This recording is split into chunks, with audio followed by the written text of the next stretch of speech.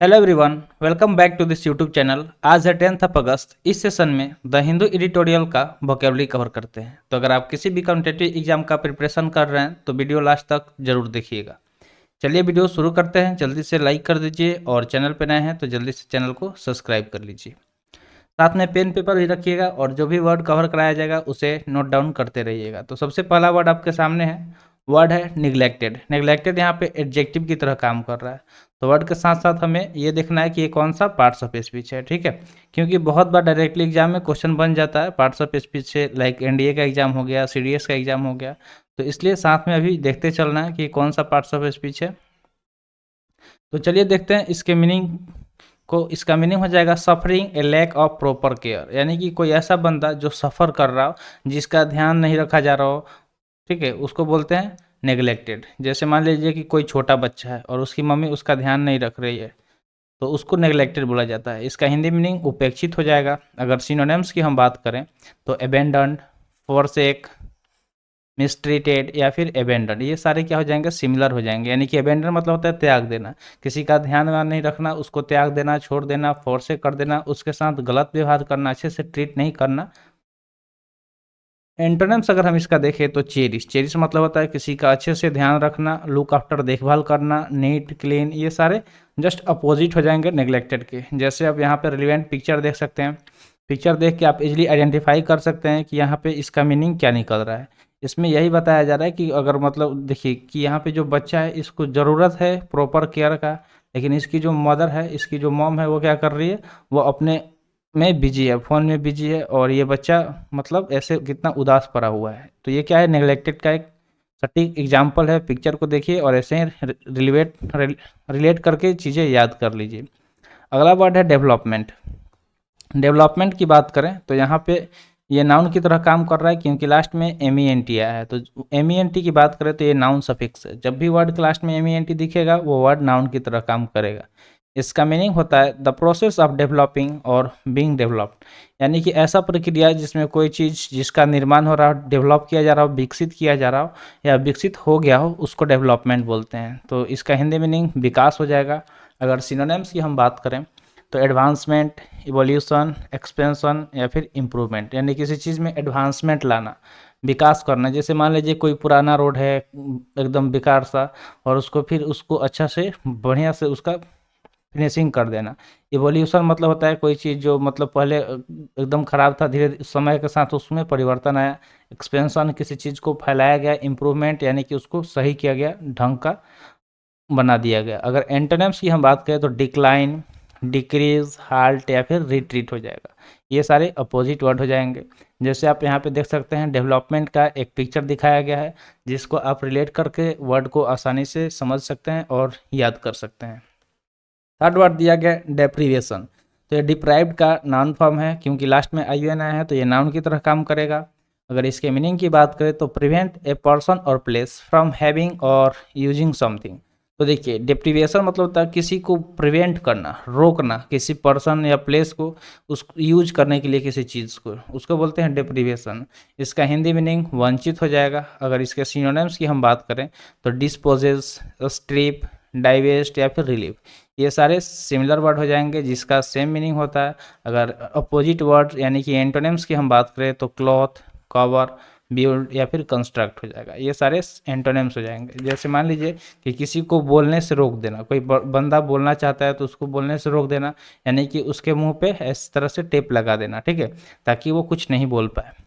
अगला वर्ड दिया गया प्रोपोज्ड, जो कि वर्ब की तरह काम कर रहा है। इसका मीनिंग होता है पुट फॉरवर्ड ए प्लान और suggestion for consideration by others, यानी कि फॉरवर्ड करना, कोई मतलब रखना कोई योजना या कोई सुझाव दूसरों के सामने ताकि लोग उसे कंसीडर कर सकें, उसको बोलते हैं प्रपोज्ड। जैसे मान लीजिए कि कोई अगर एक प्रोजेक्ट पे काम करना है तो उस पर डिस्कस होगा ना, जो भी लोग होंगे कि हाँ चल इस तरह से करना है। तो अगर आपके मन में जो भी योजना है, जो प्लान है या आपका जो सुझाव है वो रखेंगे ताकि उसको लोग कंसिडर करें, समझे, उसको प्रपोज्ड बोलते हैं, जिसका हिंदी मीनिंग होता है प्रस्तावित। अगर इसके हम सिनोनिम्स की बात करें तो एक्सपेक्टेड हो जाएगा, प्लान्ड हो जाएगा, प्रोस्पेक्टिव हो जाएगा या फिर रिकमेंडेड हो जाएगा।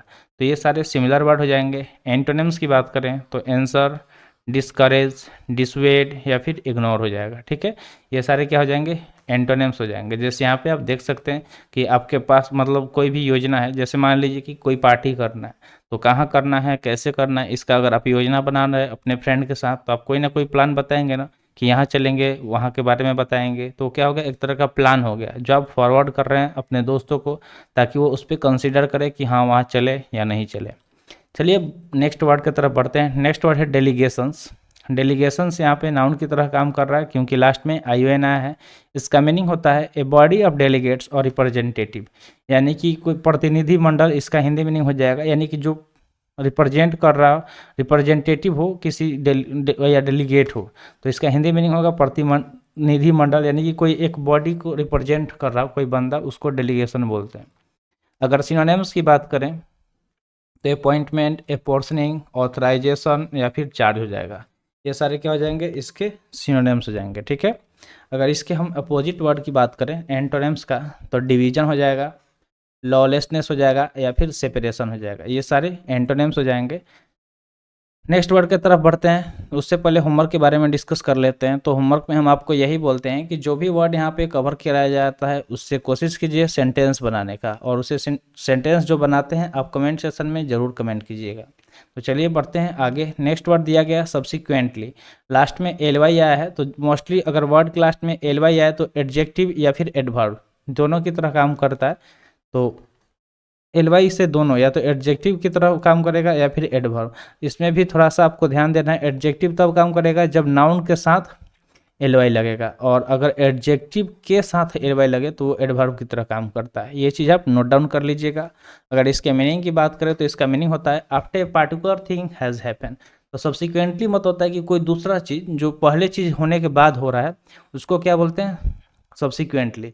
जैसे स्कूल में अगर आप गए तो आप थोड़ा सा रिलेट कीजिएगा चीज़ें, आप एंट्री किए, उसके बाद जब प्रेयर किए, प्रेयर के बाद ही ना आपका जो मतलब जो असेंबली होता है प्रेयर, उसके बाद ही आपका क्लास स्टार्ट होता है। जब पहला क्लास, दूसरा क्लास, इस तरह होते जाएगा, फिर आपका लंच होगा। तो लंच कब होगा, जब पढ़ाई मतलब मिड टाइम ख़त्म हो जाएगा, मिड टाइम जब आएगा तब आपका लंच होगा, तो उसको क्या बोलेंगे, सब्सिक्वेंटली, यानी कि तत्पश्चात। जैसे 8 पीरियड हो रहा है तो 4th पीरियड के बाद क्या होगा, लंच होगा। सिनोनिम्स की अगर हम बात करें तो आफ्टरवर्ड्स, फाइनली, लेटर या फिर लेटरली, ये सारे क्या हो जाएंगे, सिनोनिम्स हो जाएंगे। जैसे मान लीजिए कि हमारा जो देश आज़ाद हुआ, तो देश कब आज़ाद हुआ, 1947 में। लेकिन गणतंत्र कब लागू हुआ, रिपब्लिक कब बना हमारा देश, तो 1950 में। तो किसके पश्चात हुआ, देश आज़ाद होने के बाद ही हम अपना नियम कानून बना पाए थे। जब तक हमारा इस पे शासन नहीं आया तब तक हम अपना नियम कानून नहीं बनाए। तो ये क्या हुआ कि देश आज़ादी के बाद हम लोग अपना गणतंत्र लागू किए। तो इस तरह आप इसको रिलेट कर सकते हैं। अभी 15 अगस्त आने वाला है, यानी कि इंडिपेंडेंस डे, तो इसलिए हम इस चीज़ को रिलेट कर रहे हैं ताकि आप आसानी से समझ पाएँ। एंटोनिम्स की बात करें तो अर्लियर, फॉर्म और प्रायर या फिर प्रीवियस, ये सारे अपोजिट वर्ड हो जाएंगे। तो अर्लियर मतलब होता है जो पहले वाला, फॉर्मर मतलब भी पहले वाला होता है। जैसे मान लीजिए कि प्रधानमंत्री की हम बात कर लें तो इसके पहले कौन थे, उनको हम लोग फॉर्मर बोलेंगे। ठीक है, प्रेसिडेंट की बात कर ले तो अभी द्रौपदी मुर्मू जी हैं, इनके पहले जो थे वो क्या हो जाएंगे, फॉर्मर हो जाएंगे। ठीक है, आई होप आपको समझ में आ गया होगा। बढ़ते हैं नेक्स्ट वर्ड की तरफ। नेक्स्ट वर्ड है कन्वेड। कन्वेड यहाँ पे वर्ब की तरह काम कर रहा है, जिसका मीनिंग होता है ट्रांसपोर्ट और कैरी टू ए प्लेस, मतलब किसी चीज़ को ट्रांसपोर्ट करना, यानी कि एक जगह से दूसरे जगह ले जाना, उसको बोलते हैं कन्वेड। मोस्टली इसका यूज़ डिफेंस सेक्टर में होता है, जब सैनिकों को एक जगह से दूसरे जगह लेके जाया जाता है। तो इसका हिंदी मीनिंग हो जाएगा अवगत कराना। अगर सिनोनिम्स की बात करें तो ब्रिंग, यानी कि लाना, सेंड मतलब भेजना, ट्रांसफर या फिर ट्रांसमिट, ये सारे सिनोनिम्स हो जाएंगे। एंटोनिम्स की बात करें तो रिसीव मतलब प्राप्त करना, टेक मतलब लेना, डिनाई, डिस्करेज, ये सारे अपोजिट वर्ड हो जाएंगे। आइए बढ़ते हैं नेक्स्ट वर्ड की तरफ। नेक्स्ट वर्ड है सिग्निफिकेंट, जो कि एडजेक्टिव की तरह काम कर रहा है, जिसका मीनिंग होता है इन ए सफिशिएंटली ग्रेट और important way as to be worthy of attention, यानी कि मतलब कोई चीज़ जो बहुत ग्रेट मैनर में हो रहा हो। ठीक है, सफिशिएंटली ग्रेट और इम्पोर्टेंट वे, जो चीज़ बहुत ज़्यादा इंपॉर्टेंट हो और वो क्या हो, अटेंशन के लायक हो, वर्दी ऑफ अटेंशन हो, उसको सिग्निफिकेंट बोलते हैं। यानी कि कोई चीज़ जो काफ़ी हो या फिर महत्वपूर्ण हो उसको सिग्निफिकेंट बोलते हैं। सिनोनिम्स की बात करें तो नोटेबली, रिमार्केबली, इम्पोर्टेंटली या फिर सीरियसली हो जाएगा। ठीक है, नोटेबली, रिमार्केबली, इम्पोर्टेंटली या फिर सीरियसली, ये सारे सिमिलर वर्ड हो गए। एंटोनिम्स की बात करें तो स्लाइटली, डाउटफुली, अपरेंटली या फिर सुपरफिशियली, ये सारे अपोजिट वर्ड हो जाएंगे। जैसे यहाँ पे देख रहे हैं कि ये मैम क्या कर रही हैं, टीच कर रही है इस स्टूडेंट को, तो ये क्या है, जो पढ़ाई का बात हो रहा है, पढ़ाई क्या है, काफ़ी सिग्निफिकेंट रोल प्ले करता है हमारे लाइफ में, तो इसको आप ऐसे रिलेट कर सकते हैं।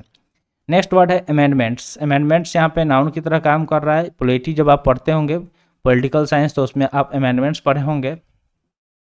अमेंडमेंट्स मतलब होता है make minor change to a text, piece of legislation etc. in order to make it fairer or more accurate or to reflect changing circumstances। तो amendments मतलब होता है किसी चीज़ में माइनर चेंज लाना, थोड़ा सा परिवर्तन करना, चाहे वो किसी तरह का टेक्स्ट हो, पीस ऑफ लेजिस्लेशन हो, ताकि उसको हम लोग और सही, फेयर यानी कि सही और एक्यूरेट बना सके, उसको बोलते हैं अमेंडमेंट्स। तो अमेंडमेंट्स मतलब होता है किसी चीज़ में परिवर्तन लाना, या एक हट जाना भी हिंदी मीनिंग हो जाता है, ठीक है, तो हट जाना भी हो जाएगा, या किसी चीज़ में परिवर्तन लाना, मॉडिफाई कर देना, एडिट कर देना। सिनोनिम्स की अगर हम बात करें तो रिवाइज हो सकता है, अल्टर हो सकता है, चेंज या फिर मॉडिफाई, ये सारे सिमिलर वर्ड हो जाएंगे। एंटोनिम्स की बात करें तो लोअर, वर्सन, ब्रिक या फिर डिक्रीज, ये सारे अपोजिट वर्ड हो जाएंगे। अगला वर्ड और सेशन का लास्ट वर्ड है इम्पोज्ड, जो कि वर्ब की तरह काम कर रहा है, जिसका मीनिंग होता है to make a law, opinion etcetera be accepted by using your power और अथॉरिटी, यानी कि अपने पावर, यानी कि आपके पास कोई पावर है या अधिकार है, उसका इस्तेमाल करके अगर आप कोई नियम कानून या कोई अपना विचार रखते हैं ताकि लोग उसे एक्सेप्ट कर सकें, उसको इम्पोज बोला जाता है। जैसे मान लीजिए कि जो भी गवर्नमेंट है, सरकार है हमारा, जैसे गवर्नमेंट ऑफ इंडिया, तो वो किसी तरह का नियम लाता है और उसे पार्लियामेंट द्वारा पास कर दिया जाता है, तो उसे हमें फॉलो करना पड़ेगा, क्योंकि उसके पास पावर है, अथॉरिटी है गवर्नमेंट के पास, तो हमें उस नियम को फॉलो करना ही पड़ेगा। तो इम्पोज मतलब होता है आरोपित करना किसी नए नियम कानून को। सिनोनिम्स की बात करें तो फोइस्ट, फोर्स, थ्रस्ट या फिर इन्फ्लिक्ट हो जाएगा। फोइस्ट, फोर्स, थ्रस्ट या फिर इन्फ्लिक्ट।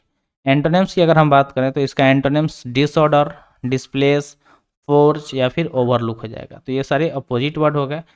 तो आई होप आपको वर्ड क्लियर हो गया होगा। तो आज के लिए इतना ही, आज का सेशन यहीं पे समाप्त हुआ। सेशन कैसा लगा कमेंट सेक्शन में ज़रूर बताइएगा। तो मिलते हैं फिर अगले वीडियो में। Thanks for watching. जय हिंद।